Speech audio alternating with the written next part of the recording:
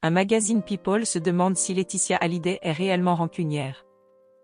Selon les dernières informations, il semble que ce ne soit pas le cas.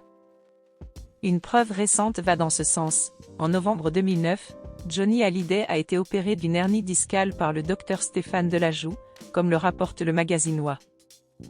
L'intervention semblait relativement simple. Je décoinçais son nerf, je plaçais une petite prothèse entre les vertèbres et j'enlevais une partie de l'arthrose, avait expliqué le neurochirurgien dans le livre Laetitia, la vraie histoire.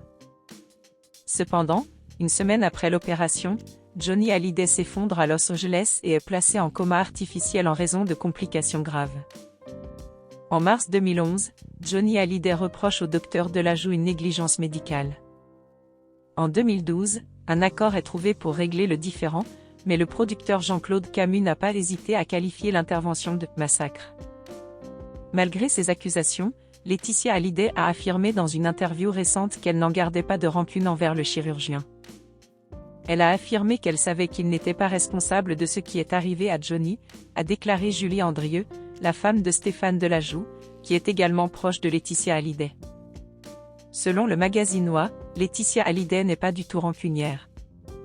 Cependant, cette indulgence de la veuve du taulier n'est pas partagée par Patrick Roussel, l'ancien chauffeur de Johnny.